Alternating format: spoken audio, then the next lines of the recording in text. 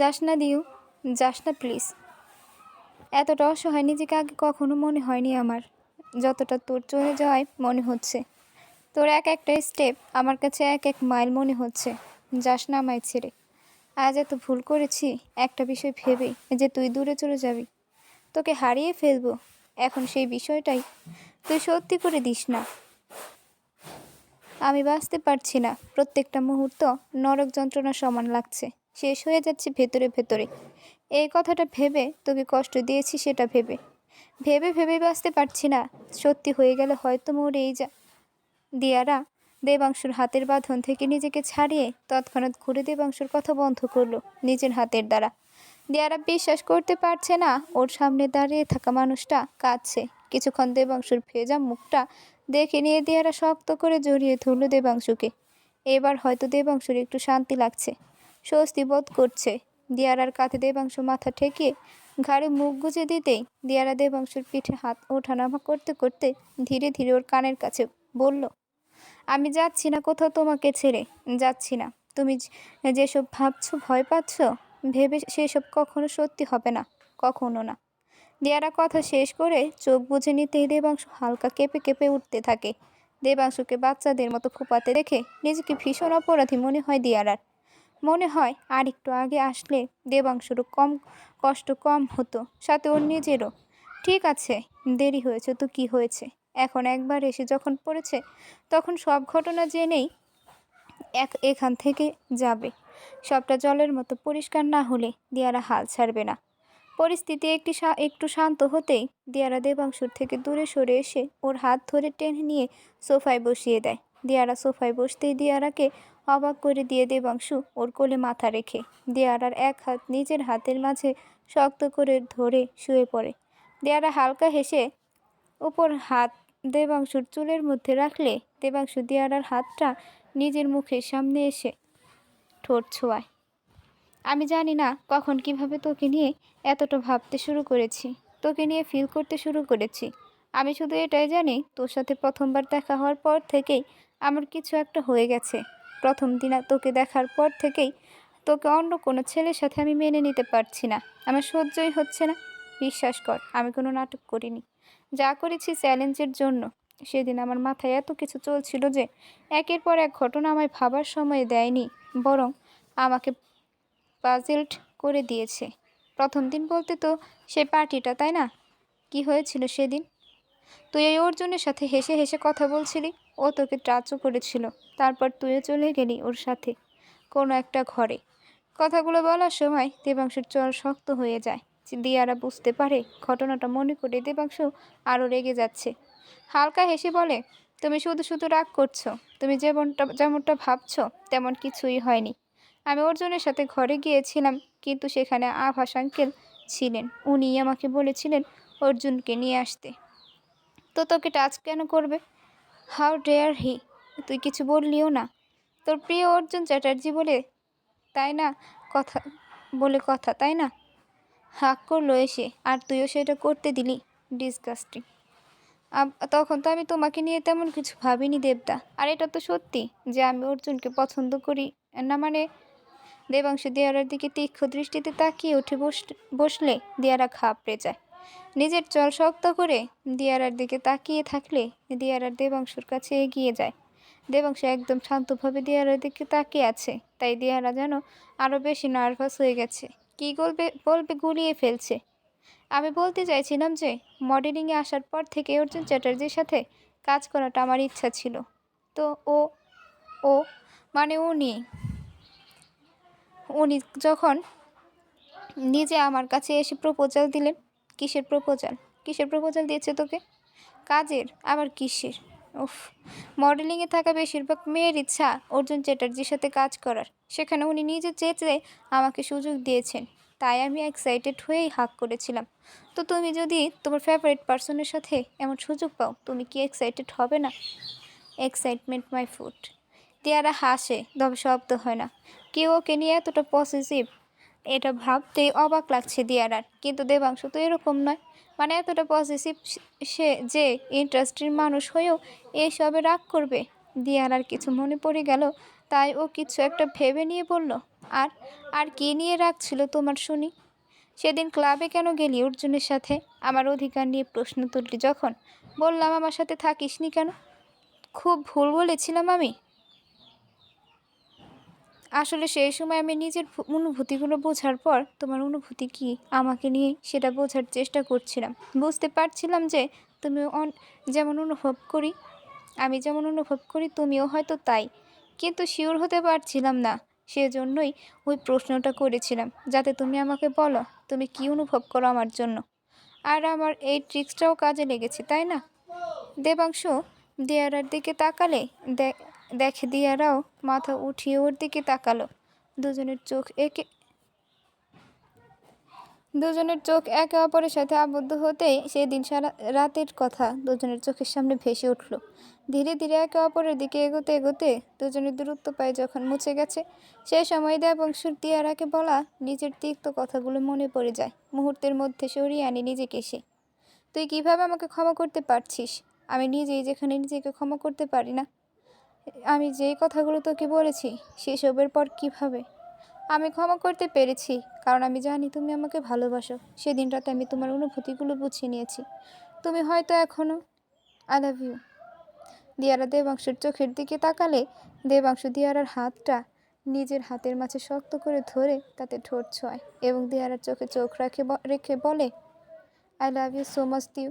আমি হয়তো বলে বোঝাতে পারবো না আমি তোকে কতটা ভালোবাসি। আমি যা বলেছি তারপর আমার বলার মুখও নেই, কিন্তু বিশ্বাস কর আমি সেদিনের বিষয়টাকে মিস্টেক বলতে চাইনি। আমার মাথা কাজ করছিল না। আমি ভেবে নিয়েছিলাম তুই হয়তো বিষয়টার জন্য আমাকে ভুল বুঝবি, আমার থেকে দূরে চলে যাবি, তাই আমি বলে ফেলেছিলাম। আমার মাথায় এটাই ঘুরছিল যে তুই লিখেছিস তুই এই রাতের কথা কখনো ভুলতে পারবি না। তোর সাথে কথা বলার সময় যখন তুই এড়িয়ে যাচ্ছিলিস তখন তো আরও বেশি মনে হচ্ছিল যে আমি হয়তো তোকে হারিয়ে ফেললাম। কিন্তু যখন তুই আমাকে বললি যে তুই ভেবেছিলি আমি তোকে ভালোবাসি, তখন আমি বুঝলাম যে তুই সেটা পজিটিভলি বলেছিস। এছাড়া আর কোনো কারণ ছিল না ওরকম বলার। ওই রাতটা কখনো আমার কাছে মিস্টেক হতে পারে না। যে রাতে তোকে আমি ফিল করেছিলাম আমার বুকের মাঝে তুই থাকায় সবচেয়ে বেশি রিলিফ ফিল করেছিলাম এটা ভেবে যে তুই শুধু আমার, শুধু আমার। দিয়ারা লজ্জায় মুখ গুজে দেয় দেবাংশুর বুকে। দেবাংশু দিয়ারাকে জড়িয়ে ধরে ওর মাথায় ঠোঁট ছোঁয়ায়। দিয়ারা দেবাংশুর বুক থেকে উঠে ওর চোখের দিকে তাকিয়ে বলে, আমি মনে করি তুমি ওই সময় যা যা বলেছিলে সেগুলোর পেছনে কারণ আছে। তুমি এভাবে কোনো মেয়েকে অসম্মান করতে পারোই না। তুমি যদি ভেবে থাকো ওইসব কথার জন্য নিজেকে আমার থেকে দূরে সরিয়ে নিলে আমি ভালো থাকবো, তাহলে ভুল ভাবছো। দূরে সরে গেলেই সব সমস্যার সমাধান হয় না দেবদা। এতে আমি আরও বেশি কষ্ট পাবো, কারণ আমার মনে হবে তুমি ইচ্ছা করে এমন করেছিলে। না জান, আমি ইচ্ছা করে করিনি। সত্যিই কারণ ছিল। আমার সামনে ঘটা ঘটনাগুলো এমনভাবে আমাকে আমার অতীতটা মনে করে দিয়েছিল যে যে আমি কি করব বুঝে উঠতে পারছিলাম না। মধ্য কথা তোকে ভালোবাসি, নিজের চাইতেও বেশি ভালোবাসি দেখেই অন্য একজনের সাথে তোকে মেনে নিতে পারিনি। আমার চোখের সামনেই তুই অন্য কারো হয়ে যাবি আমি ব্যতীত তোকে অন্য কেউ স্পর্শ করবে সেটা মেনে নিতে পারিনি। দিয়ারা দেবাংশুর কোমর নিজের দু হাতে পাশ থেকেই জড়িয়ে ধরে এবং গালে ঠোঁট ছোঁয়। আচ্ছা, আমাকে অন্য ছেলের কাছাকাছি মেনে নিতে পারোনি, কিন্তু এমন কেন মনে হলো যে আমার আমার একটা না অনেক ছেলে লাগে? অন্য ছেলেদের সাথে আমি সত্যিই সময় কাটাই? এমন কিছু তুমি তো দেখোনি, শুধুমাত্র তো অর্জুনের সাথেই দেখেছিলে। তাহলে অন্য ছেলেদের কেন বললে? এটা কি আমাকে বলতে চেয়েছিলে নাকি অন্য কাউকে দেবদা? দেবাংশু মুখ ফিরিয়ে নিলে অন্যদিকে। ওর নিঃশ্বাস ঘন হতে শুরু করেছে। দেরা বুঝতে পেরেছে সে সঠিক জায়গায় তীর মেরেছে। এটা তোমার অতীতের প্রভাব ছিল, তাই না? আমাকে কি বলা যায় না কি এমন হয়েছিল তোমার অতীতে যার জন্য তুমি এতটা এফেক্টেড? আমার কি অধিকার নেই সেটা সম্পর্কে জানার? আমি মনে করতে চাই না এসব। মনে যদি নাই করতে তাহলে এসব হতো না। এতটা কষ্ট পেতে না তুমি। আমাকে ওসব বলে নিজেই সব থেকে বেশি কষ্ট পাচ্ছ তুমি, যার কারণে আরেকটা ভুল করতে যাচ্ছিলে, আমার থেকে দূরে সরে যেতে চাইছিলে। তাতে আমার কষ্ট তো মিটতোই না, আরও বেড়ে যেত। এত বুঝিস কিভাবে আমাকে ভালোবাসি তাই। আর সব থেকে বড় কথা, রাগের মাথায় আমাদের নিজেদের উপর নিয়ন্ত্রণ থাকে না। সেখানে প্রসঙ্গ যদি ভালোবাসার আসে, মানুষকে অন্য কারোর সাথে দেখার, তখন তো ছেড়েই দাও। দেবাংশু দিয়ারাকে দু হাতে জড়িয়ে ধরে ওর বুকে মাথা রাখলো। দিয়ারা বুঝতে পারলো সবটা বলার জন্য হয়তো দেবাংশু নিজেকে প্রস্তুত করেছে, তাই ওর চুলে বিড়ি কাটতে লাগলো দিয়ারা। একটু সময় পর দেবাংশু উঠে সোজা হয়ে বসলো এবং একটা নিঃশ্বাস নিয়ে বলতে শুরু করলো, আমার তখন 8 বছর মাত্র বয়স, 8 বছর মতো বয়স। আমি লন্ডন থেকে ছুটিতে বাড়ি এসেছি। আমি বাড়ি আসার জন্য ছটফট করছিলাম একজনের জন্য। বাড়িতে এসেই কোনো মতে জুতো খুলেই সেই মানুষটার উদ্দেশ্যে ছুটে গিয়েছিলাম। কিন্তু দেবাংশু বলতে পারছে না, কথা কথা বলতে পারছে না। চোখ বুঝলেই যখন সেই দৃশ্যটা ভাবছে, তখন সে আর কিছু বলতে পারছে না। কিন্তু ঘরে গিয়ে দেখলাম আমার আমার মা একটা অন্য পুরুষ মানুষ, যাকে আমি চিনি না, তার সাথে ঘনিষ্ঠ অবস্থায়। দিয়ারা আতকে উঠে দেবাংশুর হাত চেপে ধরল। সে ভাবেনি দেবাংশু এমন কিছু বলবে। তখনই যদি এই অবস্থা হয়, তাহলে আগে আর কি কি শুনতে হবে, এটা ভেবেই নিজেকে প্রস্তুত করছে দিয়ারা।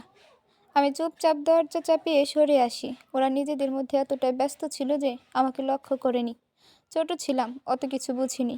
আর এটা প্রথমবার ছিল না। আর আগেও যখন আমি একদম ছোট ছিলাম, তখনও একই দৃশ্য দেখেছিলাম। আমার মা নামক মানুষটা যখন আমার অজুহাত দিত কাজে যাওয়ার, তখন দেখেছিলাম। মানে কাজে যাওয়ার অজুহাত দিতেন, মানে এটাই যে আমার মায়ের আমার জন্য কখনো সময় ছিল না। আমার জ্ঞান হওয়ার পর থেকে আমি কখনো আমার মাকে আমার কাছে পেয়েছি বলে আমার মনে পড়ে না। একটু বড় হয়ে শুনেছিলাম আমার মা বলেছিল তার সময় নেই, কাজ আছে তার। পেশায় একজন মডেল ছিলেন কি না? তোমার মা একজন মডেল ছিলেন? হ্যাঁ, আমি খেলতে গিয়েছিলাম। ফিরে এসে দেখেছিলাম মা তার কাজে ব্যস্ত। কিন্তু দুর্ভাগ্যবশত সেটা মডেলিং বিষয়ে কিছু ছিল না। আমি এসে পড়ায় ওদের কাজে বাধা পড়েছিল দেখে আমাকে দুটো চড় মেরেছিল। বলেছিল আমার জন্য নাকি মায়ের অনেক সমস্যা। আসলে আমি একটা সমস্যা মায়ের জন্য। আমি যেন ড্যাডকে কিছু না বলি। তখন বা বয়স কতই বা আমার, 4-5 বছর। তবুও কথাগুলো কেন যেন অক্ষরে অক্ষরে মনে আছে। আসলে আমাকে মারার পর কথাগুলো বলেছিল, তাই হয়তো কথাগুলো মনে থেকে গিয়েছিল। আর বড় হয়ে বুঝেছিলাম যখন তখন, আর মুছতেই পারিনি কথাগুলো মন থেকে। তারপর তুমি বলনি তোমার ড্যাডকে?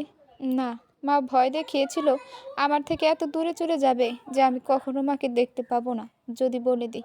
সেই ভয় আর বলিনি। তারপর আমাকে বোর্ডিংয়ে পাঠিয়ে দেয় মা। এরপর যখন বাড়ি ফিরতাম, মা থাকতো না বেশিরভাগ সময়। আর যখন থাকতো, তখনও তেমন কথা বলতো না। দ্বিতীয়বার যখন অমন দেখলাম, তারপরে একটু চুপচাপ হয়ে গিয়েছিলাম, কারণ কিছুটা হলেও তখন বুঝি। এরপরেই একদিন আমরা 3জন পার্টিতে গিয়েছিলাম। সেই পার্টিতে আমি হঠাৎই দেখলাম তো আমার সাথে কথা বলতে বলতেই ড্যাডকে রেগে যেতে। ড্যাডের তাকানো অনুসরণ করে তাকাতেই দেখলাম যে মা অন্য একটা লোকের সাথে ক্লোজ হয়ে দাঁড়িয়ে কথা বলছে, এবং তারপরে দুজনকে হাঁক করে একটা ঘরের ভিতর চলে যেতে। দেবাংশু থামে। চোখ বন্ধ করতেই সে দৃশ্যটা ভেসে আসে তার মাঝেই। দিয়ারা বলে ওঠে, ঠিক যেভাবে আমাকে আর অর্জুনকে দেখেছিলে। সেদিন রাতে মায়ের সাথে ড্যাডের অনেক ঝামেলা হয়। মাকে কখনো আমি দেখিনি ড্যাডের সাথে ভালোভাবে কথা বলতে, কখনো না। ড্যাড বাদে যে কোনো ছেলের সাথে ভালোভাবে কথা বলতো, বা ড্যাডের ক্ষেত্রে শুধু এড়িয়ে যাওয়া। তোমারও এজন্যই রাগ হতো আমি তোমার সাথে কথা বলতাম না দেখে, এড়িয়ে যেতাম দেখে? দেবাংশু হ্যাঁ বোধক মাথা নাড়ালো। দিয়ারা মনে মনে ভাবলো পরে সে বুঝিয়ে বলবে যে কেন সে দেবাংশুকে এড়িয়ে যেত, কথা বলতো না। দেবাংশু আবারও বলতে শুরু করলো, অনেক রাত ড্যাডকে এই জন্যই চোখের জল ফেলতে দেখেছি। আমার ছোটবেলার বুদ্ধিতে এটাই মনে হয়েছিল যে আমি সব বলি তাহলে ড্যাড আর মায়ের মধ্যে ঝামেলা হবে, আর মাকে আমি কখনো দেখতে পাবো না, তাই কখনো কিছু বলিনি। আমার সেই ছুটিটা আমার জীবনটাকে পুরোপুরি পাল্টে দিয়েছিল। আরও কি হয়েছিল সেইবার? কি? হ্যাঁ, আমার পুরো জীবনটা বিষিয়ে গিয়েছিল। আমি ভিকির বাড়িতে গিয়েছিলাম। ওর বাড়ি থেকে ফিরতে লক্ষ্য করি বাইরে অন্য একটা গাড়ি দাঁড়ানো। আমি তাড়াতাড়ি করে ভেতরে গিয়ে মায়ের ঘরের বাইরে দাঁড়াই। একই জিনিস বারবার দেখতে আমার ভালো লাগতো না। ভেতরে দুজন মানুষের হাসাহাসি, কথা বলার আওয়াজ পেতেই আমি বুঝে গিয়েছিলাম অন্য কেউ আছে ভেতরে। আমি চুপচাপ নিচে চলে আসতেই দেখলাম ড্যাড আসছে। আমি ভয় পেয়ে যাই যে ড্যাড যদি মাকে অন্য একজনের সাথে দেখে তাহলে আবারও আগের দিনের মতো ঝামেলা হবে। দিয়ারা দেবাংশুর হাতটা শক্ত করে ধরে এই ভেবে যে দেবাংশু যা দেখেছে সেটাই দেখেছেন হয়তো ওর বাবা। নিজের ভালোবাসার মানুষকে অন্য কারোর সাথে অন্তরঙ্গভাবে দেখাটা যে কতটা কষ্টকর সেটা সবাই জানে যারা ভালোবেসেছে। দেয়ারার অনেক খারাপ লেগেছিল যখন তানিশা দেবাংশুকে জড়িয়ে ধরে রেখেছিল। সেখানে দেবাংশুরও অর্জুনকে নিয়ে রাগ করাটা স্বাভাবিক। তাই তো দেয়ারা কিছু মনে করেনি সে নিয়ে, বুঝেছে বিষয়টা। কিন্তু দেবাংশু যা দেখেছে নিজের মায়ের ক্ষেত্রে তা তো আরও ভয়ানক। আমি যা দেখেছি ড্যাড তা দেখেনি, ভাগ্যিস দেখেনি। ড্যাড যা দেখেছিল সেটাও সমান কষ্টদায়ক ছিল। কি দেখেছিল? মায়ের একমাত্র ভালোবাসা তার হাজবেন্ড এবং ছেলেকে। মা মানে এটাই যে ছোটবেলায় আমাকে দেখাশোনার বদলে কাজের যে বাহানা মা দিত, তখন কাজে যেত না। তার প্রমাণ তো আমি পেয়েছিলাম সেদিন। ড্যাড সবটা জানতে পারে। মা কিছু লুকায়নি তখন, জানো, সবটা জানাতেই চেয়েছিলেন। আমি কখনোই মায়ের কাছে ছেলে ছিলাম না। আমাকে জন্মই যা দিয়েছিল, ড্যাডকে বিয়ে করেছিল, কাছে এসেছিল শুধু ইন্ডাস্ট্রিতে চান্স পাওয়ার জন্য। তারপরও অনেকের সাথে এমন করেছে, যেমনটা তোমাকে পার্টির ঘটনাটা বললাম। কিন্তু সেই সময় মায়ের বিয়েও হয়ে গিয়েছিল, বেবিও। এর আগেও পার্টিতে এমন হয়েছে। মানে একটা সম্পর্কে থাকাকালীন এসব। হ্যাঁ, যে কোনো ছেলের সাথে ক্লোজ হয়ে কথা বলাটা আমার মায়ের কোনো বড় ব্যাপার ছিল না। ড্যাডকে বলতো যে সে মডেল, তাকে এসব করতেই হয়, না হলে চান্স সে পাবে কিভাবে। তা ভালো তো, শুধু ড্যাডকেই বাসে, তাই তখন ড্যাড মেনে নিত, বিশ্বাস করেছিল। আর সেই বিশ্বাসের ফল মা খুব ভালোভাবে দিয়েছেন। সে এই রকম করতে করতেই মা আবার একদিন প্রেমে পড়েন আর বিয়ে করেন। তখন হয়তো আমার 2 বছর হবে। মা ড্যাডকে বলেছিল একটা ফ্যাশন শোয়ের জন্য মা বিদেশে যাচ্ছে। সেই সময় প্রেগনেন্ট ছিল অ্যাকচুয়ালি। 1-2 মাস পরে ড্যাড যখন জানতে চায় ফ্যাশন শোয়ের ব্যাপারে, তখন বলে যে সেটা পিছিয়ে দেওয়া হয়েছে। এভাবেই চলতে চলতে একটা টাইম বলে ক্যান্সেল হয়ে গেছে। আর তারপর ফিরে আসে। দেয়ারা মুখ ঢেকে ফেলে, মাথা উঠিয়ে বলে, আমার মাথায় আসছে না এসব করার কারণটা কি, এত কিছু কেন করলেন? সিধে বলে দিতেই পারতেন উনি থাকতে চান না। তখনও কষ্ট হতো, কিন্তু ঠিক এইভাবে ঠকিয়ে কষ্ট দিয়ে ছেড়ে দেওয়ার মানে কি? সম্পত্তি। মা যাকে ভালোবাসে সে একটা সাধারণ ঘরের ছেলে ছিল। ড্যাডের কাছ থেকে সমস্ত সম্পত্তি কেড়ে নিয়ে সবটা জানায় ড্যাডকে, থাকার জন্য এই বাড়িটা আর কিছু টাকা পয়সা ছেড়ে দিয়েছিল। এরপর ভিকি আর আফাস আঙ্কেল অনেক হেল্প করেছিল আমাদের, তাই জন্যই ঘুরে দাঁড়াতে পেরেছিলাম। আচ্ছা, তুমি যাকে দেখেছিলে তোমার মায়ের সাথে, সে কে? সেই কি? হ্যাঁ, এই একজনকেই দেখেছি, শুধু পার্টিতে অন্য কেউ ছিল। আসল ব্যাপারটা হলো মা সব কিছু করেছিলেন ওনার ভালোবাসার মানুষকে পাওয়ার জন্য, তার সাথে ভালো থাকার জন্য। একবারও ভাবিনি ঠিক কী করেছেন, কতজনের মন নিয়ে খেলেছেন। দেবাংশ উঠে যেতে নিলেই দিয়ারা ওর হাত ধরে বাধা দেয়। দেবাংশ দিয়ারার দিকে তাকিয়ে জিজ্ঞেস করে, সব প্রশ্নের উত্তর তো নিজেই বুঝে নিয়েছিস আমার বলার সাথে সাথে। কেন অমন বলেছি? তাহলে আর কি জানতে চাস? অর্জুনের সাথে কিসের রেষারেষি তোমার? আমার ভাগের সমস্ত ভালোবাসা ওই তো পেয়েছে সব সময়। ভেবেছিলাম এবারও হয়তো ওর কপালে লেখা আছে আমার ভালোবাসার মানুষটা। দেবাংশু দিয়ারার মুখের দিকে তাকিয়ে দেখলো দিয়ারা বিস্ময় নিয়ে তাকিয়ে আছে ওর দিকে, হয়তো কনফার্ম হতে পারছে না। দেবাংশু বাঁকা হেসে সম্মতি জানিয়ে বলে, সৎ ভাই হয় আমার। দেবাংশু উঠে চলে যায় আর দিয়ারা সেখানেই বসে থেকে যায়, ধীরে ধীরে নিজের মুখ ঢেকে ফেলে 2 হাত দিয়ে। দিয়ারার চোখের সামনে একটা ঘটনা ভেসে উঠল, যেগুলোর সাথে দেবাংশু বর্তমান আর অতীতের মিল পেয়েছে। নিজের দিদির বলা কথাগুলো এখন যেন অক্ষরে অক্ষরে মিলে যাচ্ছে। সত্যি সে নিজেই বুঝতে পেরেছে দেবাংশুর এতটা রিয়াক্ট করার কারণ। অর্জুনকে খামোখা রাগ, ইনসিকিউর ফিল করতো না সে। যথেষ্ট কারণ ছিল দেবাংশুর প্রত্যেকটা পদক্ষেপ, কথা বলার পেছনে। কিন্তু শব্দটা মাথায় আসতেই দিয়ারা উঠে দাঁড়ালো আর দেখলো দেবাংশু ওর দিকে একভাবে তাকিয়েছিল। দিয়ারা তাকাতেই চোখ নিচে নামিয়ে নিল আর ইতস্তত বোধ করতে লাগলো। দিয়ারা কোনো কিছু না ভেবে এগিয়ে গিয়ে দেবাংশুকে শক্ত করে জড়িয়ে ধরলো। আমি জানি তুমি এখনও নিজেকে ক্ষমা করতে পারছো না। দেবাংশু, ক্ষমা করার মতো কোনো কাজ করিনি আমি। সব ভুলের ক্ষমা হয় দেবদা, একটা পবিত্র মেয়ের চরিত্র প্রশ্ন তোলাটাও। দিয়ারা সোজা হয়ে দাঁড়ায়। এতক্ষণ দিয়ারা জড়িয়ে ধরল। দেবাংশ চুপচাপ দাঁড়িয়ে থাকে। দিয়ারা কিছু বলতে যাবে, তার আগে দেবাংশ বলে, একটা ভুল মানুষের অপরাধের সাথে একটা ঠিক মানুষের তুলনা করেছি আমি নিজের অতীতের জন্য। একটা মেয়েকে তার পেশা আর কিছু ঘটনা নিয়ে তার চরিত্রের ওপর জাজ করেছি, কথা বলেছি। একজনের উপর জমে থাকা রাগ অন্য একজনের উপর ঝাড়াটা কি ঠিক? তা আবার সেন্সিটিভ একটা বিষয় নিয়ে। আমি পারবো না দিয়া, আমি পারবো না নিজেকে ক্ষমা করতে। এইসব কিছুর দায় একমাত্র আমার। আমার উচিত ছিল নিজেকে নিয়ন্ত্রণ করা। একবার ভাবা যে আমি একটা মেয়ের সম্মান নিয়ে কথা বলেছি, কিন্তু আমি ভাবিনি নিজের অতীতকে নিজের মাথার উপর শাসন করতে দিয়ে। নিজের বোনের কথা শুনিনি। তুই চলে যা দিয়া, আমার সাথে থাকলে ভবিষ্যতে হয়তো আরও হার্ট হবি। আমি যতদিন না নিজের অতীতের উপর নিয়ন্ত্রণ করা শিখব, ততদিন কারো সামনে আসবো না। একা ছেড়ে দে আমায়। দেবাংশ কথাগুলো বলে পেছিয়ে যায়। সে এতক্ষণ নিজের দিকে তাকিয়ে এক নাগারে কথাগুলো বলে গেলেও আর চোখে লক্ষ্য করেছে দিয়ারার চোখের জল। এই মুখটার দিকে তাকালে হয়তো আবারও সে টলে যাবে নিজের সিদ্ধান্ত থেকে। তাই দিয়ারার দিকে না তাকিয়ে নিজের দিকে তাকিয়েই পিছিয়ে যায় এবং সিঁড়ি দিয়ে ওপরে উঠতে যায়। এতদিন তো একাই ছিলে তুমি। পেরেছো নিজের অতীতের উপর নিয়ন্ত্রণ আনতে, নাকি আমি শুধু কষ্ট পেয়েছি সেটা নিয়ে ভেবে গেছো? কোনটা? দিয়ারার কান্না মিশ্রিত কণ্ঠে এমন একটা প্রশ্ন শুনে দেবাংশু হাতটা মুঠো করে নেয়। কারণ এই প্রশ্নের উত্তর নেই তার কাছে। একা থাকলে সব সমস্যার সমাধান হয়ে যায় না দেবদা? একটু ভালো করে ভেবে দেখলে দেখা যাবে। একা থাকলে সব সমস্যার সমাধান হয়ে যায় না দেবদা? একটু ভালো করে ভেবে দেখলে দেখা যাবে। এতদিন তুমি একাই ছিলে, একাই লড়েছিলে নিজের অতীতের সাথে। কতটুকু সারভাইভ করতে পেরেছো? সারভাইভ করতে পারলে এই দিনটা আজ আসতো না।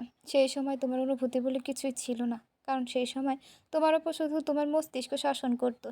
কিন্তু যখন তুমি আমাকে দেখেছিলে, তখন প্রথম তোমার মন কিছু বলেছিল তোমাকে। এইসব রাগ, হিংসে, অভিমান সব কিছু মন নিয়ন্ত্রণ করে। সর্বোপরি ভালোবাসা মন দিয়ে হয়, মস্তিষ্ক দিয়ে নয়। তুমি আমাকে ভালোবাসা দেখেই তোমার রাগ হয়েছে আমার উপর, অধিকার নেই বলায়। হিংসে হয়েছে অর্জুন আমার কাছে আসায়, অভিমান হয়েছে তোমাকে অবহেলায় করায়। এসবের জন্যই তুমি সেদিন আমাকে ওই কথাগুলো বলেছিলে, কারণ তুমি একজন ভালোবাসার মানুষকে হারিয়েছো, আরেকজনকে হারাতে চাওনি। সেই এক মানুষের কাছে কিভাবে এটা মস্তিষ্কের নিয়ন্ত্রণ হয়? দেবাংশু কিছু না বলে হুড়মুড় করে সিঁড়ি দিয়ে উঠে নিজের ঘরে চলে গেল। দিয়ারা সেই জিনিসটা দেবাংশুকে বোঝাবে বলে ঠিক করছে।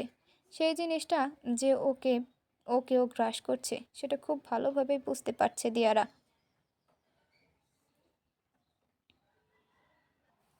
দিয়ারা মনে মনে বলে, কেন এমন করেছো তুমি? কেন আমার কথাগুলো আমাকে বোঝার চেষ্টা করছো না? আমি তোমাকে হারাতে পারবো না কিছুতেই। কিভাবে বোঝাবো তোমায় আমি তোমাকে যে কতটা ভালোবাসি? কিভাবে? দিয়ারা মুখে হাত চেপে কান্না করতে লাগে। বেশ কিছুক্ষণ কান্না করে নিয়ে কোনো মতে নিজেকে সামলে নিয়ে দেবাংশুর ঘরে চলে যায়। ঘরের সামনে নিয়ে দেখে দরজা খোলা। দরজা ঠেলে ভেতরে ঢুকে পড়ে। দেবাংশু হাঁটুর উপর দুই হাতের কোনোই ভর করে বসে আছে নিচের দিকে তাকিয়ে। দেয়ারা ধীরে ধীরে এগিয়ে গিয়ে ওর পাশে বসে। বাহু জড়িয়ে ধরলেও দেবাংশু কোনো প্রতিক্রিয়া জানায় না। দিয়ারার চোখ দিয়ে অবিরাম জল গড়িয়ে পড়ছে। একটা সময় সে নাক তাকে দেবাংশু বলে ওঠে, তোকে চলে যেতে বললাম না আমি? যাব না। কেন যাবি না? তোকে এত কিছু যখন যাচ্ছিলাম তখন কেন আটকালে আমাকে? কেন বললে ছেড়ে যেতে না? কিছুক্ষণ চুপ থাকার পর দিয়ারা নিজের হাত সরিয়ে নিল দেবাংশু বাহু থেকে, যার কারণে দেবাংশু সেদিকে তাকিয়ে দিয়ারার দিকে তাকাতেই ওর বুকের ভেতরটা আবারও মোচড় দিয়ে উঠল। দিয়ারার চোখ মুখ লাল হয়ে রয়েছে অতিরিক্ত কান্নার ফলে, এবং সে এখন সামনের দিকে তাকিয়ে আছে। কিছুক্ষণ আগে যেই দিয়ারাকে দেখে মনে হয়েছিল সে মত বদল করবে না কিছুতেই, এখন মনে হচ্ছে তার মত বদল হয়েছে। দিয়ারার চোখ মুখ শক্ত হয়ে যাওয়ায় দেখে দেবাংশুর মনের ভয়টা আবারও তীব্র হতে শুরু করলো। দেয়ারা এবার বলে উঠল, আমার মনে হয় সত্যি এবার আমার চলে যাওয়া উচিত। তুমি যখন আমাকে চাওই না, তখন এভাবে তোমাকে জোর করাটা ঠিক নয়। তুমি এটাই ভাবছো যে ভবিষ্যতে আমিও তোমার মায়ের মতো তোমাকে ঠকাবো অন্য ছেলের সাথে। Shut up. দেবাংশু দেয়ারের দুই বাহু শক্ত করে ধরে নিজের দিকে ফিরিয়ে ওকে ঝাঁকিয়ে বলল, আমি এসব কিছু ভাবছি না ডেভিড। কেন ভাবছো না? হোয়াট? কেন ভাববো এটা আমি? তুই আর আমার মা একটা আলাদা মানুষ। আমি কখনো আমার মায়ের জায়গায় তোকে বসাইনি ইচ্ছা করে। ওই ঘটনাগুলো আমাকে বাধ্য করেছে। সব ক্লিয়ার হওয়ার পর আমি কেন ভাববো ওমান? কিন্তু তোমার কথা অনুযায়ী তোমার অতীত তোমাকে এখনও নিয়ন্ত্রণ করছে। তাই তোমার এটাই ভাবা উচিত আমিও তোমার মায়ের মতো তোমাকে ঠকাবো। দেবাংশুর হাতটা আলগা হয়ে গেল দিয়ারার কথা শুনে। সামনের দিকে তাকিয়ে কথাটা ভাবতে শুরু করলেই দিয়ারা পাশ দিয়ে বলে ওঠে, যেদিন থেকে তোমার মনে আমার জন্য অনুভূতি এসেছে সেদিন থেকেই তোমার মন তোমাকে নিয়ন্ত্রণ করছে। তোমার অতীতের ঘটনা তোমার মনকে নিয়ন্ত্রণ করছে। তোমার অতীতের ঘটনা তোমাকে প্রভাবিত করছে দেখেই তোমার মনে হয়েছে তুমি আমাকে হারাতে পারবে না। যদি তাই না হতো, তোমার মস্তিষ্ক যদি তোমাকে নিয়ন্ত্রণ করতো, তাহলে কিছুক্ষণ আগে তুমি আমাকে আটকাতে না। এই যে তুমি এত কিছু ভাবছো আমাকে নিয়ে, কষ্ট পাচ্ছ আমাকে নিয়ে, সেটা তুমি ভাবতে না, কষ্ট পেতে না, কারণ আমার মস্তিষ্ক তোমাকে নিয়ন্ত্রণ করতো। আর তুমি ভাবতে যে আমিও তোমার মায়ের মতো, যেমনটা অন্য দিনের অন্য মেয়েদের ভেবে এসেছো। এভাবে সব মেয়েদের সাথে একজনকে গুলিয়ে ফেলা এক ভাবা তো ঠিক না, তাই না? একদমই ঠিক না। এটা তুমি আগে ভাবোনি, কারণ তোমার মধ্যে ফিলিংস কাজ করতো না। আমরা মুখে যতই বলি আমরা নিজেদের রাগকে নিয়ন্ত্রণ করব, নিজের অনুভূতি নিয়ন্ত্রণ করব, আমরা সেটা করতে কখনোই সফল হয়ে উঠি না। দুটো বিষয়ে আমরা নিজেরা সব থেকে বেশি কষ্ট পাই। তুমি যেটা করেছো তার পেছনে কারণ ছিল। কথাগুলো বলে তুমি ঠিক করনি, এটা সত্যি, কিন্তু তুমি তো সেটা নিজের সজ্ঞানে বলনি, ভেবে বলনি। ভাবার সময় পেলে তো ভাববে। ঠিক ঠিকভাবে ডাবল ভাবলো। তুমি কখনই এমন কিছু বলতে না, যেমনটা আগে কখনো আমাকে বলনি। অন্য মেয়েদের বলবে কি? তুমি তো তাদের নিয়ে ভাবতেই না। এবার নিজেকে দোষ দেওয়া বন্ধ করো প্লিজ। আমি পারবো না আমার অতীতের কষ্টটা ভুলে এগোতে। আবার তোকে কষ্ট দিয়ে ফেলবো না তো? এর উত্তর তো তোমার কাছেই আছে, আমার আমার কাছে। হ্যাঁ, তুমি ভেবে দেখো, এর আগে যখন তুমি আমার সাথে ছিলে তখন তোমার অতীতের কথা মনে পড়েছে কিনা? অন্য মেয়েদের ক্ষেত্রে তুমি প্রথম থেকেই ভেবেছো যে তারা আমাকে ঠকাতেই পারে, কিন্তু আমার ক্ষেত্রে কি প্রথম থেকে ভেবেছো, নাকি ঘটনাগুলো ঘটার পর ভেবেছো? দেবাংশু, এতগুলো বছরে শুধুমাত্র সেই সময়টুকুই আমি অতীতের কথা ভাবতাম না। বলা যেতে পারে আমার মনে আসতো না যখন আমি তোর সাথে থাকতাম। এজন্যই আমি চাইতাম তোর সাথে সময় কাটাতে। দেয়ার একটু খারাপ লাগলো কথাটা শুনে। সত্যি তো, নানান বাহানা দিয়ে সে এড়িয়ে যেত দেবাংশুকে। তবে সেও তো ইচ্ছা করে কিছু করেনি। যখন আমাদের মন আমাদেরকে নিয়ন্ত্রণ করে, তখন আর আমাদের কিছু করার থাকে না। কোনো ঘটনার দ্বারা প্রভাবিত হয়ে ভালোবাসার মানুষকে হারানোর ভয়ে আমরা অনেক সময় অনেক কিছু বলি। পরে কষ্টটাও আমরা সমানভাবে পাই, কিন্তু তখন তো কিছু করার নেই, তাই না? সেটা একটা ভুল, কিন্তু সেটাকে ধরে রেখে যদি আমরা দিনের পর দিন আরও কষ্ট দিয়ে নিজেদের বর্তমান আর ভবিষ্যৎটাকে নষ্ট করি, তাহলে সেটা অন্যায়। অতীতের ভুল শুধরানো আমাদের আয়ত্তে নেই, কিন্তু সেই ভুল থেকে শিক্ষা নিয়ে অতীতকে স্মৃতির পাতায় রেখে বর্তমান আর ভবিষ্যৎকে সুন্দর করা আমাদের আয়ত্তে আছে। এতটাই সুন্দর আমরা করতে পারি যে সেই অতীতটা স্মৃতি হয়ে যাওয়ার সাথে সাথে হাস্যকর হয়ে উঠবে। হাসবো আমরা সেই অতীতের উপর। দিয়ারা চুপ করে যায়। দেবাংশ একভাবে বসে আছে। অনেকটা সময় চলে গেলে দিয়ারা মনে একটু সাহস নিয়ে বলে, ভালোবাসার মানুষকে হারানোর ভয়কে কাটিয়ে ওঠা যায় না কখনো। ওটা আজীবন থেকে যায় কোথাও না কোথাও। বরং যখন থাকে না তখনই অবহেলার সৃষ্টি হয়, আর যখন তীব্র হয়ে যায় তখন অবিশ্বাসে। সব ঘটনা ঘটার পেছনে কারণ থাকে। আজ তোমার সাথে এই ঘটনাটা না ঘটলে হয়তো তুমি কখনো নিজের অতীতকে পেছনে ফেলে এগিয়ে যাওয়ার সুযোগ পেতে না। এবার তোমার সিদ্ধান্ত, তুমি সেই সুযোগ গ্রহণ করবে নাকি ফিরিয়ে দেবে। দেবাংশু দিয়ারার কথা শেষ হওয়ার কিছুক্ষণ পর দিয়ারার বিপরীত দিকে মুখ ঘুরিয়ে নেয়, যার ফলে দিয়ারার চোখে আরও জলে ভরে ওঠে। কিছুক্ষণের মধ্যে সেটা গাল গড়িয়ে বেয়েও পড়তে থাকে। দিয়ারা নিজের ঠোঁট কামড়ে ধরে নিজের কান্না আটকানোর চেষ্টা করছে। ভাবছে এতক্ষণ এত চেষ্টা যখন সফল হলো না, তাহলে এটা আর কি সফল হবে। যদিও সে চায় চিৎকার করে কাঁদতে, কিন্তু সেটা দেবাংশুর সামনে নয়। দিয়ারা নিজের কান্নাটা কোনো মতে গিরে জড়ানো কণ্ঠে কাঁপতে কাঁপতে থাকার ঠোঁটের দ্বারা বলে, আসছি দেবদা।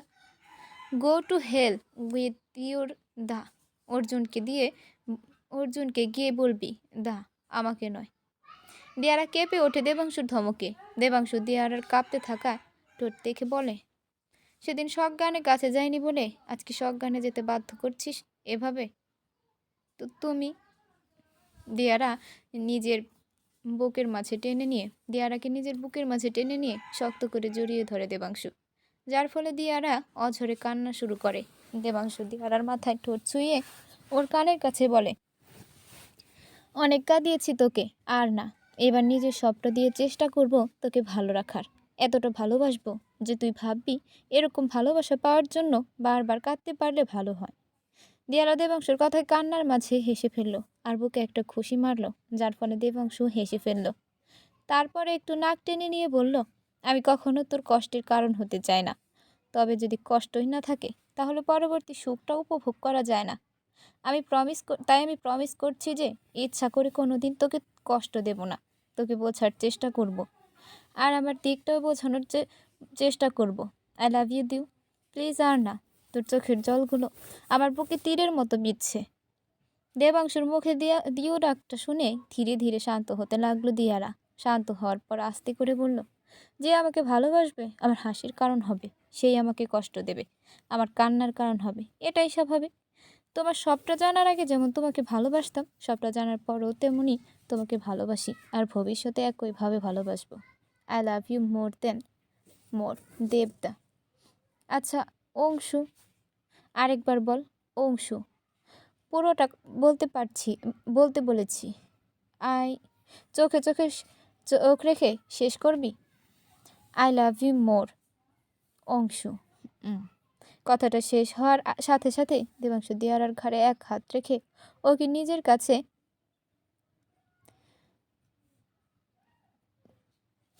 নিজের দিকে টেনে ও ঠোঁট জোড়ায় নিজের ঠোঁট জোড়া চেপে ধরে। বিস্ময় কাটিয়ে দিয়ারার ঠোঁট জোড়ার মাঝে ব্যবধান সৃষ্টি হলেই দেবাংশু নিজের মতো করে আধিপত্য ফলানো শুরু করে, কারণ দেবাংশু জানে এই মানুষটা শুধু ওর নিজের সম্পদ, যার উপর শুধু ওর অধিকার। অন্যদিকে ঠিক তেমনভাবে দিয়ারা এই আধিপত্য ফলানো উপভোগ করতে থাকে আবেশে। সে চায় না কোনো বাধা দিতে, এই একটা মানুষকেই সে সারা জীবন উপভোগ করতে চায়, তার ভালোবাসা উপলব্ধি করতে চায় নিজের শরীরে। কিছু সময় কেটে গেলে দিয়ারা নিজেও সাড়া দেওয়া শুরু করে। পরের দিন সকালে শিয়ারা দুরু বুকে ধীরে ধীরে এগিয়ে যাচ্ছে আদ্ভিকের ক্যাবিনের দিকে। এই কয়েকদিন কাজের চাপে দিয়ারার দেবাংশুর বিষয়টা ভাবতে গিয়ে, ওদের সময় দিতে গিয়ে আদ্ভিককে একদমই সময় দেওয়া হয়নি। আর অবাক বিষয়, সেই প্রথম দিনের পর আদ্ভিকও আর কোনো অভিযোগ করেনি শিয়ারার কাছে, তবে নিজের দিক থেকে কোনো খামতিও রাখেনি। রোজকার মতো সময় অনুযায়ী ফোন করে খোঁজ নিয়েছে। শিয়ারার নিজেরই খারাপ লাগছে এসব কথা ভেবে। ছেলেটা কখন নিজের দিক থেকে কোনো ত্রুটি রাখে না, নিজের সর্বস্ব দিয়ে দেয়, আরও শুধু কষ্ট দেয় আদ্ভিককে। এই কথাটা ভেবে ভেবেই সারা রাত ঠিকভাবে ঘুমাতে পারেনি শিয়ারা। বারবার আদ্ভিকের কথা মনে পড়ছিল, ওর কাছে আসতে মন চাইছিল, তাই তো সকাল হতে না হতেই ছুটে চলে এসেছে। তবে এখন ভাবছে কোন মুখে সামনে যাবে।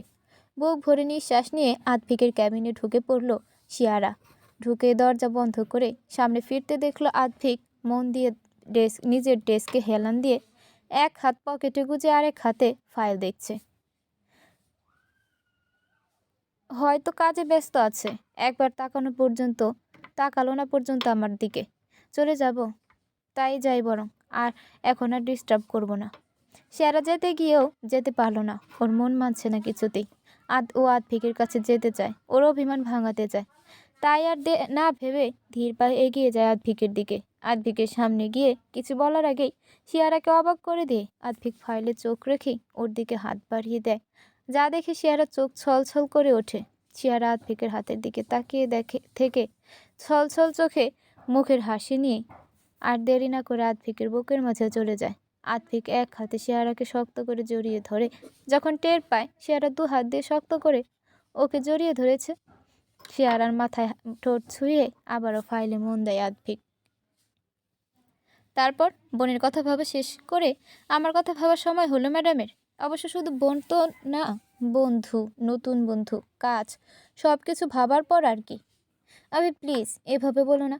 আমি সত্যিই কন্ট্রাক্ট করতে চেয়েছিলাম তোমার সাথে, কিন্তু কাজের চাপে আর হয়ে ওঠেনি। হুম, বুঝতে পেরেছি। তাহলে এখন বলো আমাকে কি প্রয়োজন? কোনো কাজে আসতে পারি আমি তোমার? তোমার মনে হয় আমি প্রয়োজনে এসেছি তোমার কাছে? আদ্ভিক এতক্ষণ ফাইলের দিকে তাকিয়ে কথা বলছিল স্বাভাবিকভাবে। শেয়ারার প্রশ্ন শুনে আদ্ভিক শেয়ারার মুখের দিকে তাকিয়ে জিজ্ঞেস করলো, ও মাই ব্যাড, তোমার তো আমাকে প্রয়োজন নেই কোনো কিছুতেই। আমার সাহায্য ছাড়াই তুমি সব কিছু করতে পারো। আমাকে জানানোর কী বা দরকার যখন নিজেই সব পারো? I got it. শিয়ারা বেচারি ভাবছে, বলবে তো কি বলবে। সত্যিই তার ভুল। সে একবারও আদ্ভিকের কল ব্যাক করেনি এই কয়েকদিনে। কাজের প্রেশার ছিল ঠিক, কিন্তু একটা মেসেজ বা কল তো করাই যেত। আদ্ভিক যতটুকু করত ততটুকুতেই সীমাবদ্ধ ছিল ওদের কথা বলা, তাও কিছুক্ষণের জন্য। আদ্ভিকের অভিমান হওয়াটা স্বাভাবিক। নিজের শত কাজের মাঝেও আদ্ভিক ঠিক শেয়ারার খোঁজ নিয়েছে। যখন শেয়ারা ফোন ধরেছে, কোনো রকম অভিযোগ করেনি। হয়তো চাওনি ওইটুকু কথা বলাটাও নষ্ট হোক, কারণ শেয়ারা তো আর কল ব্যাকও করতো না। এটা ভেবেই শেয়ারার চোখ দিয়ে জল গড়িয়ে পড়ল। আদ্ভিক একটু অবাক হয়ে গেল শেয়ারাকে কাঁদতে দেখে। নিজের ফাইলটা এইবার রেখে শেয়ারাকে দু হাত দিয়ে কোমর জড়িয়ে নিজের কাছে টেনে জিজ্ঞেস করলো, শিও কাঁদছো কেন? ইটস ওকে, আমি জাস্ট টিচ করছিলাম তোমাকে, জ্বালাতন করার চেষ্টা করছিলাম কথার দ্বারা। আই এম সরি, আমার উচিত ছিল তোমাকে অ্যাটলিস্ট মেসেজ করা। শেয়ারা এটুকু বলেই ফুপিয়ে উঠল, আর আদ্ভিক শেয়ারার মাথাটা নিজের বুকে চেপে ধরল। তারপর ধীরে ধীরে মাথায় হাত বোলাতে বোলাতে বলল, ইটস ওকে মাই লাভ, তুমি ফার্স্ট টাইম কাজে প্রেশার ফেস করছো, তাই হয়েছে। আমিও যখন ফার্স্ট টাইম প্রেশারে পড়েছিলাম, খাওয়া দাওয়া ভুলে গিয়েছিলাম। প্রথমবার এরকম হয় যান, আমি কিচ্ছু মনে করিনি। সত্যি সত্যি, এই যে তুমি নিজে আমার কাছে এসেছো, এতেই আমি খুশি। যাই হোক, আমাকে পুরোপুরি তো ভুলে আর যাওনি। তোমাকে তো আমি, তুমি খুব বাজে। আরে লাগছে তো, কি করলাম আমি? তুমি জানো না তুমি আমার কাছে কতটা ইম্পর্টেন্ট। মানছি একটা ভুল হয়ে গেছে, তার মানে এই না যে আর তোমাকে ভুলে যাব। ভুলে যাওয়ার হলেই আগেই ভুলে যেতে। শ্, আগের কোনো কথা শুনতে চাই না আমি এখন। কোনো সময় নষ্ট না করে এখন আমার ক্ষতিপূরণ চাই। ক্ষতিপূরণ? কিসের ক্ষতিপূরণ? এই যে এই কয়েকদিন আমার সাথে কথা না বলা, দেখা না করা, আমার কাছে না এসে আমাকে অপেক্ষা করানোর ক্ষতিপূরণ। সাথে শাস্তিও পাবে এর জন্য। কারণ তোমার আইডিয়া নেই আমার কতটা একা লাগছিল এই কয়েকদিন। এইটার জন্য আমাকে কত কষ্ট পেতে হয়েছে জানো? এটা শাস্তি তো পেতেই হবে তোমার। শেয়ারা মুখটা কাচুমুচু করে ফেলে, তারপর একটা ঠোক গিলে বলে, কি শাস্তি? আদ্ভিক কোনো কথা না বলে এক দৃষ্টিতে তাকিয়ে রইল শেয়ারার দিকে। ওর চোখের দিক থেকে দৃষ্টি সরিয়ে ঠোঁটের দিকে দৃষ্টি যেতেই শেয়ারা বুঝে যায় আদ্ভিক কি বলতে চায়। শেয়ারা দৃষ্টি সরে যেতে চাইলেও আদ্ভিক যেতে দেয় না। শেয়ারা বাধ্য হয়ে আদ্ভিকের দিকে আবার তাকালে আদ্ভিক শেয়ারার চুলগুলো কানের পেছনে গুজে দিল।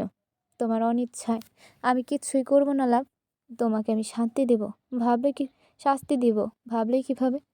কথাটুকু বলে আদ্ভিক কিছুক্ষণ তাকিয়ে থাকে শেয়ারার দিকে, তারপর সরে যেতে নেয়। কিন্তু সেই মুহূর্তে ওর শার্টে শেয়ারার শক্ত করে ধরে রাখা হাত ওকে বাধা দেয়। আদ্ভিক শেয়ারার চিবুকে হাত দিয়ে মুখটা উঁচু করে শেয়ারার মুখটা ভালোভাবে দেখে নেয়।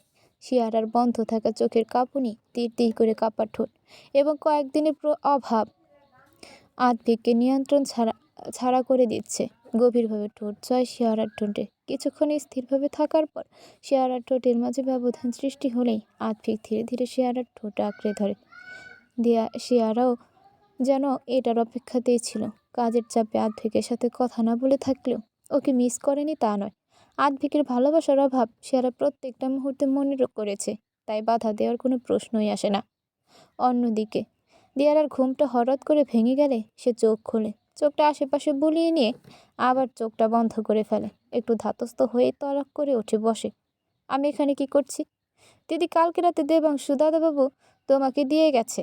তুমি ঘুমিয়েছিলে, তাই উনি তোমাকে কোলে করে নিয়ে এসেছিলেন, আর আমাকেও ডাকতে না করেছিলেন। অনেকক্ষণ ছিলেন বেশ আপনার সাথে, তারপর চলে গেছে। দিয়ারা গত রাতের কথা ভেবে লাজুক হাসলো, কিন্তু সামনে ওর বিয়ে আছে বলে ওর সাথে সাথে নিজেকে স্বাভাবিক করে নিয়ে বলে, ঠিক আছে, তুই এখন যা। মেয়েটির হালকা হেসে চলে গেলে দিয়ারা পাশ থেকে নিজের টেডি বিয়ার জড়িয়ে ধরে টেডি বিয়ারের মুখ গুজে হাসতে লাগলো। ফ্ল্যাশব্যাক।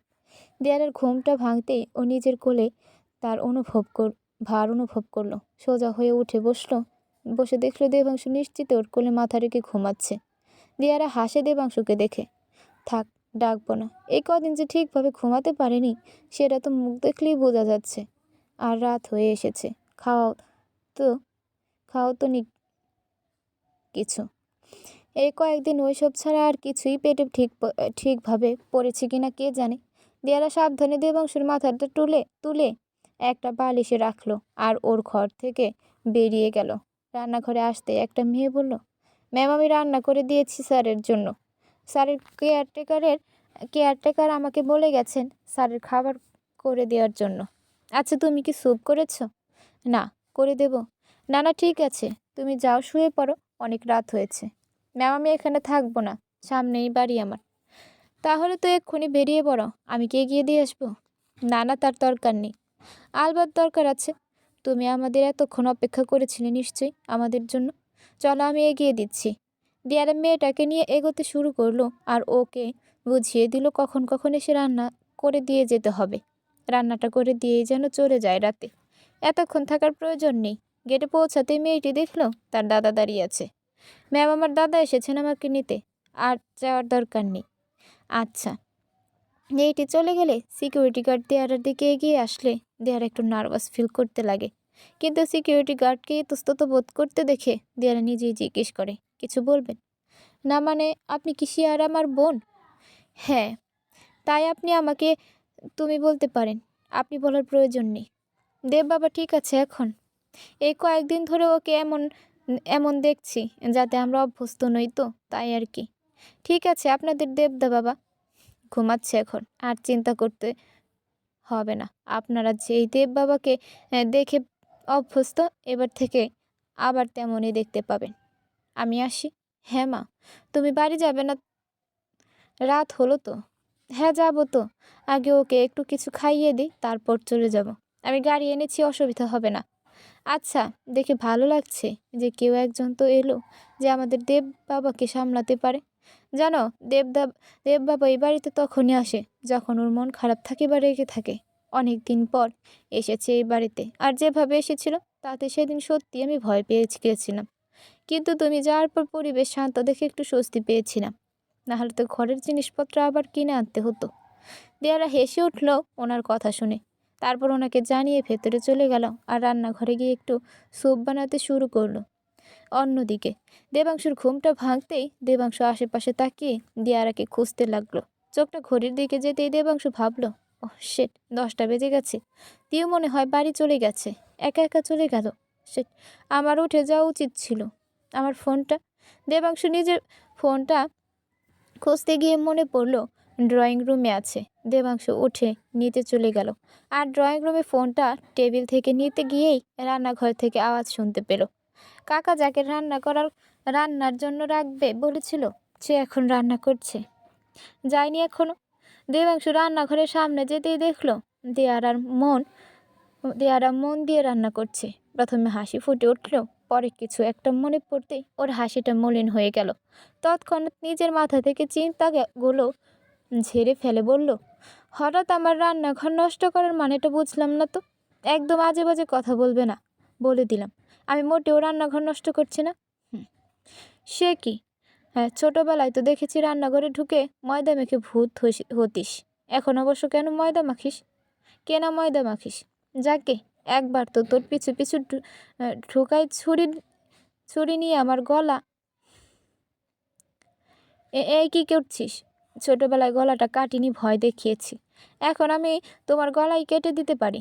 একটা আজে বাজে কথা বলছো তো দেখবে নাক কান গলা সব কেটে দেব। আমি কি কোনো বাজে কথা বলতে পারি তোকে? আমি মজা করছিলাম। মজা এমন করা উচিত যাতে সাজা না পেতে হয়। দিয়ারা ঘুরে যেতে দেবাংশু বুকে হাত দিয়ে এমন একটা ভাব করলো যেন হাঁপ ছেড়ে বাঁচল। সেটা আর চোখে দেখে হাসলো দিয়ারা। দেবাংশুর মাথায় একটা দুষ্ট বুদ্ধি এলো। ও দিয়ারার পেছনে গিয়ে পেছন থেকে ওকে জড়িয়ে ধরে কানে কানে বলল, আমার নাক কান গলা কেটে দিবি, মানলাম, বাট তারপর? সব বলার মানেটা কি? What do you mean by সব? দিয়ারা কথাটা একটু ভালোভাবে ভাবতেই চোখ বড় বড় করে ফেলল। রেগে দেবাংশুর দিকে তাকাতেই দেখল দেবাংশু ঠোঁট চেপে হাসছে। তুমি কি সত্যিই চাইছো আমি তোমাকে কেটে টুকরো টুকরো করে ভাসিয়ে দিই? তখন তোমার ইচ্ছা মতো পিস করবো তোমার। ছাড়ো আমায়। লজ্জা বলে কিছুই নেই। মডেলদের আবার লজ্জা থাকে। উফ, সরি, হবে না আর। তুমি যাবে? আমি কিন্তু সাবধানে। দিয়ারা দেবাংশুর সাথে কথা বলতে বলতে ছুরি দিয়ে চিকেন পিস করছিল। আর একটু হলেই হাতটা কেটে যেত, যা দেবাংশু দেখে আটকে দেয়। এই ঘটনার পর দেবাংশু চুপ করে দিয়ারাকে শুধু পেছন থেকে হালকা করে জড়িয়ে ধরে থাকে। দিয়ারার স্যুপ তৈরির জন্য চিকেনটা দিয়ে দিতেই দেবাংশু শান্তস্বরে আবার বলে উঠল, নিউনো, আমি ছোটবেলায় একবার মাকে রান্না করতে দেখেছি। একদিন মায়ের কাছে এসে জিজ্ঞেস করেছিলাম যে আমার জন্য রান্না করেছিল। মা উত্তরে বলেছিল, কি বলেছিল? কে তুই যে তোর জন্য আমি রান্না করব? সরে যা এখান থেকে একদম। তারপর থেকে ভুলেও কখনো রান্নাঘরে আসতাম না মা রান্নাঘরে থাকলে। না কখনো কাউকে বলতাম যে আমার জন্য রান্না করে দিতে। তুমি চাইলে আমি তোমার জন্য রোজ রান্না করতে পারি। দেবাংশু একগাল হেসে দেয়ারার কপালে কপাল ঠেকিয়ে রাখে। কিছুক্ষণ পর বলে, সে ঠিক আছে, কিন্তু সেটা খাওয়া যাবে তো? হও, তোমাকে তো আমি। দেবাংশু বেরিয়ে এসে ড্রয়িং রুমে চলে আসে হাসতে হাসতে। দেয়ার একটা নিঃশ্বাস ফেলে হেসে ফেলে। তারপর মনে মনে ভাবে, কি করে নিজের মা এমন ব্যবহার করতে পারে নিজের ছেলের সাথে। এমন ব্যবহার হয়তো সৎ মায়ের থেকে প্রাপ্য, কিন্তু নিজের ছেলের সাথে। দিয়ারা আর না ভেবে স্যুপটা বানিয়ে ফেলে। তারপর ওর মাথায় একটা বুদ্ধি আসে। ও একটা চামচ করে স্যুপ নিয়ে দেবাংশুর দিকে এগিয়ে যায় আর গিয়ে বলে, এই দেখো তো টেস্ট করে কিছু লাগবে নাকি আর। দেবাংশু সম্মতি দিলে দিয়ারা স্যুপটা খাইয়ে দেয় দেবাংশুকে। দেবাংশু স্যুপটা মুখে নিতেই ওর মুখভঙ্গি পাল্টে যায়। কোনো মতে স্যুপটা গিলে নিয়ে দিয়ারার দিকে তাকালে ও দেবাংশুকে জিজ্ঞেস করে, সব ঠিক আছে নাকি কিছু লাগবে? গলাটা পরিষ্কার করে নি, না সব ঠিক আছে, কিছু লাগবে না, খুব ভালো হয়েছে। ঠিক আছে, না হলে আমি নিয়ে আসছি। দেয়ারা স্যুপ আনতে চলে গেলে দেবাংশু মুখ বেজার করে বসে থাকে, কিছু বলে না। একটা ঢোক গিলে এটা ভেবে যে এখন পুরো এক বাটি স্যুপ ওকে শেষ করতে হবে। এ নাও, তাড়াতাড়ি শুরু করো। এই কয়দিন ঠিকভাবে কিছুই খাওয়া হয়নি ওই সব ছাড়া। হ্যাঁ হ্যাঁ, খাচ্ছি। দেবাংশ আর কথা না বাড়িয়ে স্যুপের বাটিটা হাতে নিয়ে বুক ভরা নিঃশ্বাস নেয়। তারপর স্যুপটা এক চামচ খায়। হঠাৎ তোর টেস্টটা চেঞ্জ লাগে, তাই আরেকবার স্যুপটা খায়, কিন্তু এবার আর চোখ বন্ধ করে না। দেবাংশ আবার স্যুপটা খেয়ে দিয়ারার দিকে তাকাতেই হো হো করে হেসে ফেলে দিয়ারা। তুই ইচ্ছা করে টেস্ট করাতে যখন এনেছিলি তখন লবণ মিশিয়ে এনেছিলি, তাই না? দিয়ারা প্রতি উত্তরে হাসতে থাকে। দিয়ারার হাসি দেখে দেবাংশ হালকা হেসে ফেলে। দিয়ারার চোখ চায় টেবিলের ওপর। টেবিলের ওপর কিছু পড়ে আছে যেগুলো ওর। দিয়ারা নিজের স্যুপের বাটিটা রেখে ওই ছবিগুলো হাতে তুলে নিল। দেবাংশ তা দেখে নিজের হাতের বাটিটা রেখে পাশ থেকে দু হাত দিয়ে দিয়ারাকে জড়িয়ে ধরে দিয়ারার ঘাড়ে মুখ গুজে দেয়। তুমি দার্জিলিং গিয়ে ওই ছবিগুলো তুলেছিলে? কখন? আমি তো টের পাইনি। যখন তুমি পাহাড় দেখতে ব্যস্ত ছিলে, আমি তখন তোমাকে দেখতে ব্যস্ত ছিলাম। দিয়ারার শরীর শক্ত হয়ে যায় দেবাংশুর কথা শুনে। প্রতি উত্তরে দিয়ারা শুধু লাজুক হাসে আর ছবিগুলো দেখতে থাকে। খাওয়া হয়ে গেলে দিয়ারা দেবাংশুকে বলে, টেবিলে রাতের খাবার দেওয়া আছে, যেন খেয়ে নেয়। তারপর দিয়ারা বেরিয়ে যেতে নিলেই দেবাংশু বলে সে যাবে তাকে পৌঁছে দিতে। দিয়ারার কথা না বলে বাড়ালে ওরা দুজন পেরিয়ে পড়ে। রাস্তায় গাড়িতেই দিয়ারা ঘুমিয়ে পড়ে, তাই দেবাংশু দিয়ারাকে না ডেকে কোলে তুলে নিয়ে অ্যাপার্টমেন্টে ঢুকে যায়। ঘরে শুয়ে দেওয়ার পর দিয়ারার কাছে থেকে সরে আসতে চাইলে দিয়ারা দেবাংশুর কলার শক্ত করে ধরে থাকে, যার কারণে দেবাংশু পিয়ের দিকে তাকালে পিয়ে সরে যায় ওখান থেকে। দেবাংশু হেসে কিছুক্ষণ অপেক্ষা করে, তারপর আস্তে আস্তে হাত ছাড়িয়ে নিয়ে চলে যায় ওখান থেকে। Flashback and. আদ্ভিকা শিয়ারা নিজেদের মধ্যে এতটাই মগ্ন ছিল যে কেউ যে অনেকক্ষণ ধরে নক করছে দরজায় সেটা তারা টের পায়নি। দরজার বাইরে দাঁড়িয়ে থাকা ব্যক্তিটি আর ধৈর্য ধরতে না পেরে দরজাটা একটু আলগা করতেই চোখ বড় হয়ে গেল তার। আদ্ভিক শিয়ারাকে ডেস্কের ওপর বসে ওর গলায় মুখ ডুবিয়ে রেখেছে। ওর দু হাত শিয়ারার কোমরে ও পিঠে ঘুরে বেড়াচ্ছে। শিয়ারা চোখ বন্ধ করে আদ্ভিকের ভালোবাসার ছোঁয়া উপভোগ করছে। ওর চুলে বিড়ি কাটতে কাটতে হঠাৎই শিয়ারার চোখ ও ভ্রু কুঁচকে একটু কুকিয়ে উঠল, কিন্তু তারপর পরই ঠোঁট কামড়ে নিজেকে স্বাভাবিক করে নিল। আদ্ভিক সরে এসে চেহারার দিকে তাকালে চেহারা চোখ খুলে হাসি মুখে জিজ্ঞেস করলো, কামড়ালে কেন? এটা শাস্তি ছিল বুঝি? বলতে পারো। আদ্ভিক কথাটা বলেই আবারও শেয়ার খোলায় কামড়তে জায়গায় গভীরভাবে কিস করলো। চেহারা সেটা চোখ বুঝে অনুভব করলো এবং চোখ খোলার সাথে সাথেই ওর মনে হলো দরজাটা বন্ধ হয়ে গেল। আভি, আমার মনে হয় কেউ অনেকক্ষণ ধরে দরজা নক করছিল, আমরা টের পাইনি। রিয়েলি? বাট আমরা কেন টের পাইনি শিউ? শেয়ারা লাজুক হেসে আদ্ভিকের বুকে মুখ গুজে একটা কিল বসিয়ে দিল। আদ্ভিক শেয়ারাকে কিছুক্ষণ জড়িয়ে ধরে রাখার পর জিজ্ঞেস করলো, দেব আর দিয়ার মধ্যে সব ঠিক হয়েছে? হুম, ঠিক তো হয়ে যাওয়ার কথা।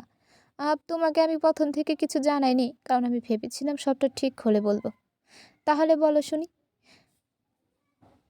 আভি দেব দিয়াকে প্রথম থেকেই ভালোবাসে, কিন্তু সেটা বুঝতে পারেনি। ও তো জানোই ভালোবাসায় বিশ্বাসী না খুব একটা। এদিকে দিয়া দিয়াকেও অন্য কারোর সাথে সহ্য করতে পারছিল না।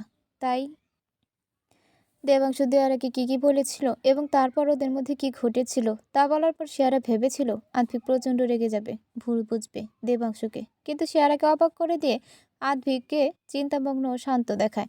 শেয়ারা দেবাংশুকে কী বুঝিয়েছে সেটা বলার পর আদ্ভিকের মুখ হালকা হাসি ফুটে ওঠে, সেটাও লক্ষ্য করে শেয়ারা। এরপর আমি দেয়ার কাছে যাই আর অর্জুনের সাথে দেবাংশুর সাথে একটা চ্যালেঞ্জ হয়েছিল সেটা জানতে পারি দিয়ার কাছে। আমি দিয়াকে তারপরেও দেবাংশের সাথে কথা বলতে বলেছিলাম। আসলে আমি সবটা জানার পর দেবকে কিছুতেই দোষ দিতে পারছিলাম না, তাই দিয়াকে বোঝানোর চেষ্টা করেছি। আভি, দেবের একটা পাস্ট আসছে, সেটা হলো দেবের মা কখনো দেবের সাথে ভালো ব্যবহার করেনি, ওকে কষ্ট দেওয়া ছাড়া উনি আর কিছুই দেননি দেবকে। তারপরে স্যার আর দেব জানতে পারে যে দেবের মায়ের এক্সট্রা ম্যারাইটাল অ্যাফেয়ার ছিল, আর সেই ঘরের ছেলে হলো অর্জুন। ভুল বললাম? তুমি সবটা জানো, কিন্তু কিভাবে আভি? দেব তো তোমাকে বলেইনি। বলেই জানি আমি। বলেনি বলেই জানি আমি। আমি কখন বললাম দেব আমাকে বলেছে? তাহলে আমাকে কে বলেছে তোমাকে? সুধাংশু আঙ্কেল। আদ্ভিক নাবোধক মাথা নাড়ালো, যার ফলে শিয়ারা চিন্তিত হয়ে পড়ল। এটা কিভাবে সম্ভব? দেবাংশু আর সুধাংশুবাবু ছাড়া কেউই তো তেমন জানে না এ বিষয়ে। মিডিয়া শুধু জেনেছিল সুধাংশুবাবুর ডিভোর্স হয়ে গেছে, কী কারণে কী বৃত্তান্ত কেউ জানতে পারেনি কখনো। তাহলে আদ্ভিক কিভাবে কথাটা ভাবতেই আদ্ভিক বলে উঠল, ড্যাড। কি? আভাস আঙ্কেল, সেটা কিভাবে সম্ভব? আমার ড্যাডকেও বাদ রাখেনি ওর মা। চেয়ারার চোখ বন্ধ করে মুখ অন্যদিকে ফিরিয়ে নিল। চেয়ারার বিশ্বাস হচ্ছে না যে একটা মেয়ে মানুষ এমনও হতে পারে। কিভাবে সম্ভব? কি করে এতটা নীচ হতে পারে সে? যাকে ভালোবেসে বিয়ে করেছে সে এবার কিভাবে মেনে নিল এসব? আমি তো ভেবে পাচ্ছি না, উনি যাকে ভালোবেসে বিয়ে করেছেন সে কিভাবে এসব জানার পরেও কিছু বলেনি। সঙ্গে সঙ্গে কেন ডিভোর্স দিতে বলেননি? আদৌ ওই মানুষটা ভালোবাসার মানে জানে? জানলে অন্তত এতটা নীচ হতে পারতেন না। আর এদিকে আমার মাকে দেখো, চাইলেই পারতো অন্য একজনকে বিয়ে করে সুখে থাকতে। অনেক অফার এসেছিল মায়ের কাছে অভিনয়ের জন্য, মা রাজি হয়নি। যখনই বুঝতে পেরেছে কিছু প্রডিউসারের উদ্দেশ্যে ভালো না, সাথে সাথে না করে দিয়েছিল, যা জানিয়ে দিয়েছিল কখনো যেন মায়ের কোনো অভিনয়ের প্রস্তাব নিয়ে এ বাড়িতে কেউ না আসে। এত সৎ থাকার পরিবর্তে উনি বিশ্বাসঘাতকতা ছাড়া কিছুই পেলেন না। তোমার ড্যাড প্রথম থেকে জানিয়েছিল সে তোমার মাকে ভালোবাসেনি, সে ডিভোর্স দিতেও চেয়েছিল, কিন্তু তোমার ঠাম্মির জন্য পারেনি। আসলে তোমার ড্যাড যাকে বিয়ে করতে চেয়েছিল তাকে ঠাম্মির পছন্দ ছিল না। এদিকে ঠাম্মির যাকে পছন্দ ছিল তাকে তোমার ড্যাডের পছন্দ ছিল না। তোমার ড্যাড শুধু চেষ্টা করেনি তোমার মাকে মেনে নেওয়া। আমার মাকে ডিভোর্স না দিয়ে বিয়ে করাটা খুব জরুরি ছিল। শুধু বিয়ে না, ছেলে বড় হওয়ার পর ড্যাড সবটা জানিয়েছিল। সেটা যদি না করতো সেদিন, তাহলে আজ আজ আমার সাথে থাকতো, ঠাম্মি আমার সাথে থাকতো। আঙ্কেল কখনো তোমার মায়ের দিকটা ভেবে দেখেনি। এটাই সব থেকে বড় ভুল ছিল ওনার জীবনের। এদিকে স্যারকে দেখেছো, ওরকম একটা মানুষ যে ওনাকে কখনো ভালোবাসেনি, তার জন্য নিজে সারা জীবন লিখে বসে রইলেন। কি অবাক বিষয়, তাই না? আসলে এই দুটো ঘটনাই প্রমাণ করে যে একটা ছেলে ও এক মেয়ে দুজনেই সৎভাবে ভালোবাসতে পারে, আবার ঠকাতেও পারে। দেব অনেক স্ট্রং, জানো তো আফি। এত কিছুর পরও নিজেকে ঠিক রেখেছে, সুধাংশু আঙ্কেলের পাশে দাঁড়িয়েছে। আদ্ভিক শিয়ারার দিকে তাকালো, তারপর মনে মনে বলল, ওর কী অবস্থা ছিল সেটা তুমি জানতে শিও। তাহলে হয়তো দেব সব বলতে পারে সবাইকে। শুধু নিজের জীবনের ওই সময়টুকু কাউকে বলতে পারে না, যে সময়টায় শুধু আমিও ছিলাম ওর পাশে। অনেকটা কাছ থেকে দেখেছিলাম ওকে। ঠিক বলেছ। কী লুকাচ্ছ আমার থেকে আভি? সেই সময় তুমি ছিলে ওর সাথে, তাই না? তাই তুমি এটা ভালো বলতে পারবে। আমরা দুজনের জন্য ছিলাম শিও। প্রায় এক সময় আমাদের দুজনের সাথে ঘটনা ঘটেছিল। আমারটা আগে আর ওরটা পরে। ছাড়ো, বাদ দাও এসব। আগে বলো আমাকে, এরপর কি হয়েছে? সব ঠিক আছে তোদের মধ্যে? আজকে আমি দিয়ার পিএকে ফোন করেছিলাম। আমাকে জানালো কালকে রাত দিয়াকে বাড়িতে ছেড়ে দিয়ে গেছে। অর্জুনের অফিসে গেলে জানতে পারবো ভালো করে। আর শিও, তুমি বলেছিলে না যে কিভাবে অর্জুনের বাবা এসব মেনে নিল? ওর বাবা শুধুমাত্র টাকা ভালোবাসেন। অ্যাকচুয়ালি দুজনেই শুধু টাকা, নাম, খ্যাতি, লামলেইট এসব পছন্দ করেন। ওরা বাবা এসব পাচ্ছিল, তাই আর বারণ করেনি। ওদের কাছে ভালোবাসা জিনিসটা ম্যাটার করে না। ওরা জানে না এমন কিছু কাজ আছে বলে। তাই প্লিজ বলো না উনি যা করেছিলেন কাউকে ভালোবেসে করেছিলেন। আচ্ছা বাদ দাও, আমি আর ওনাকে নিয়ে ভাবতে চাই না। আমি শুধু ভাবছি দেব কিভাবে দিয়ার আর অর্জুনকে মেনে নেবে। চিন্তা করো না, ঠিক মেনে নেবে। ও যদি দিয়াকে ভালোবেসে থাকে তাহলে ঠিক মেনে নেবে। কারণ ভালোবাসলে বিশ্বাস থাকবে, আর বিশ্বাস থাকলে সব মেনে নিতে পারবে। অতীতের যে ভয়টা ওকে তাড়া করছিল সেটা এখন কেটে গেছে, তখন আর চিন্তা নেই। আভি, আবার কি প্রশ্ন আছে? তুমি তুমি এখনো আঙ্কেলকে মন থেকে ক্ষমা করতে পারোনি, তাই না? আদ্ভিক চুপ করে গেল। শিয়ারার কাছ থেকে দূরে সরে পেছন ফিরে পকেটে হাত গুজে দাঁড়ালো।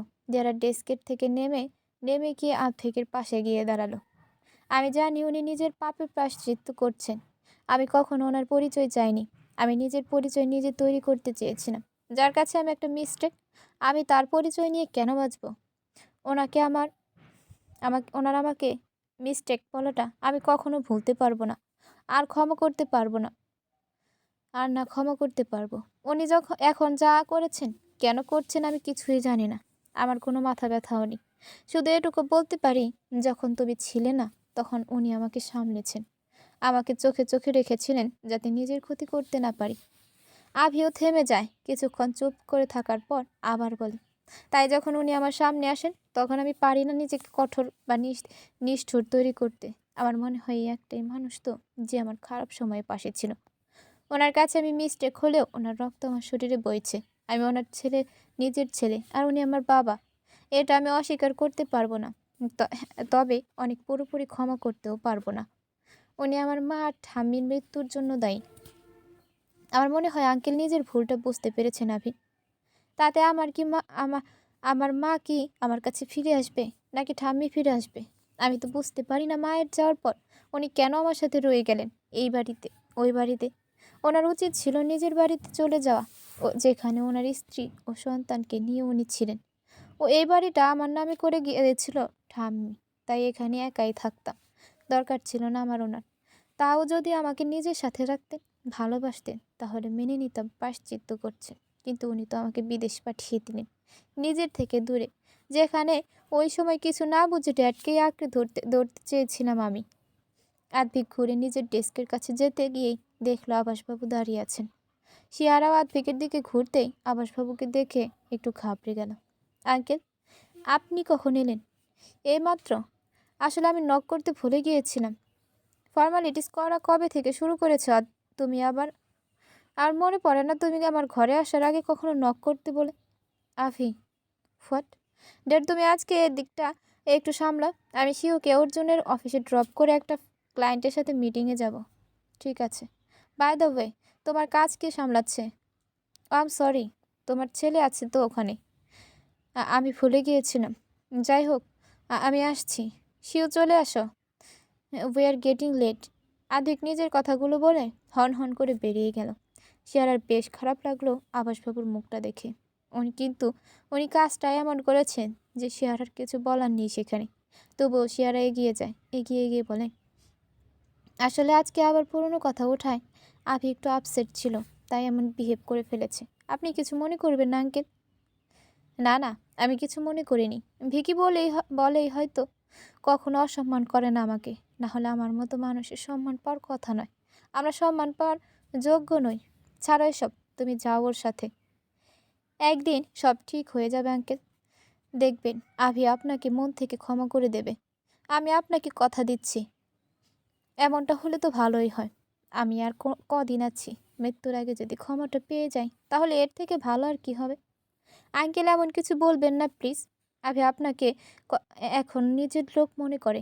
ওর নিজের বলতে, পরিবার বলতে তো একমাত্র আপনি আছেন বলুন। আমি চাই তুমি ওর পরিবার হয়ে ওঠো। ও তোমাকে আঁকড়ে ধরে বাঁচতে চায়। তুমি থাকলে আমার ছেলেটা ভালো থাকবে। আমার আমার ছেলে আগলে রাখতে জানে নিজের সবটা দিয়ে। তাই তুমিও কষ্ট পাবে না আমার ছেলের থেকে। খারাপ থাকবে না ওর কাছে। তোমার যে একে অপরের পরিপূরক এটা আমি অনেক আগেই বুঝেছিলাম। ভেবকি আমাকেও যতটুকু সম্মান করেছে, আমাকে যে ড্যাড বলে ডাকছে, এতেই আমি অনেক খুশি। আমাকে নিয়ে এত ভেবো না মা। আমার যা প্রাপ্য আমি তাই পাবো। শিউ চেয়ারের হাতটা ছেড়ে দেন আভাসবাবু। আদ্ভিকের দিকে না ফিরে এগিয়ে যান ওর ডেস্কের দিকে।